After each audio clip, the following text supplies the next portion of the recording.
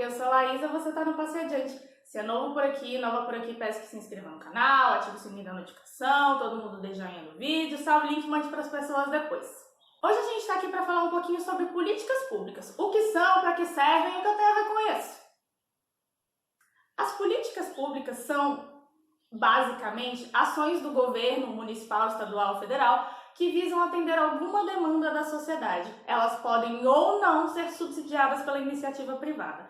E para que elas servem, Laísa? Elas servem para fazer com que pessoas em situação de vulnerabilidade financeira, política, simbólica, histórica e assim por diante tenham mais condições de acessar bens, serviços e direitos na nossa sociedade.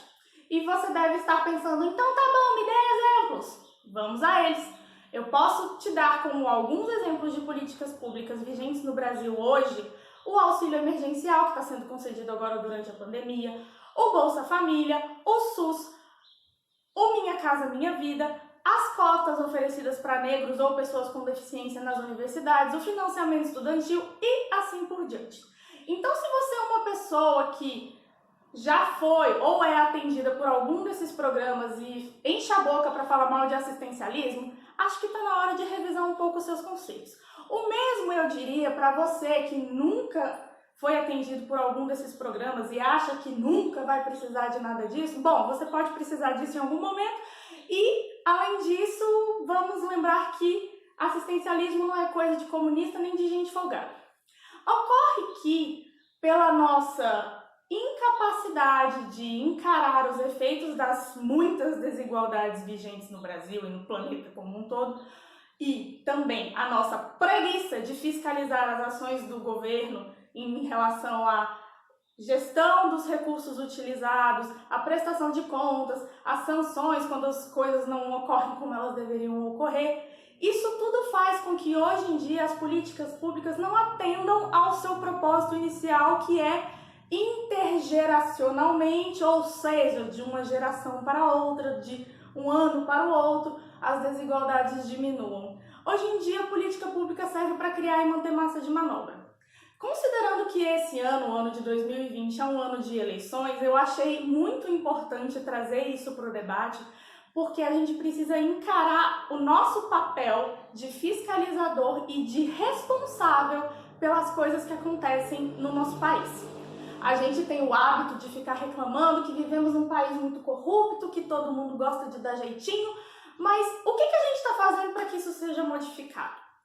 É muito fácil reclamar e não tirar a bunda da cadeira. Eu sei que também tirar a bunda da cadeira é difícil, porque temos aí um mecanismo muito complexo que nos faz querer ficar na cadeira e não tomar alguma atitude, né?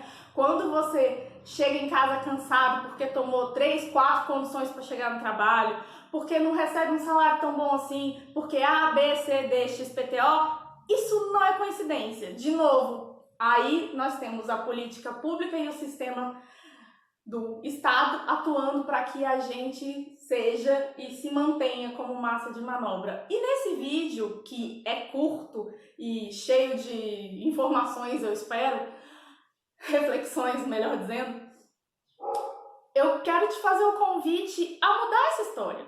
Qualquer coisa que você faça para ir contra esse mecanismo que quer nos engolir já está valendo. E a gente não precisa fazer grandes coisas para que a situação se modifique. A situação ela não se modifica de uma hora para outra, é por isso que política pública é um bagulho intergeracional, mas também ela não pode ficar se estendendo para sempre, que é o que acontece hoje em dia. Por exemplo, se desde que a política de cotas para pessoas com deficiência no mercado de trabalho, que começou lá em 1989, tivesse sido implementada, fiscalizada e tratada como deveria ser, hoje em dia talvez a gente não precisasse de cotas para pessoa com deficiência no mercado de trabalho, nas universidades, etc. A gente precisa porque não trabalhamos o preconceito que temos em relação à pessoa com deficiência, assim como não trabalhamos o preconceito que temos em relação aos negros, às pessoas LGBT, às mulheres, aos indígenas e assim por diante. Se a gente não trabalha o preconceito que a gente tem e os efeitos que ele causa, a gente vai continuar precisando de política pública, vai continuar precisando de assistencialismo, a gente vai continuar servindo de massa de manobra.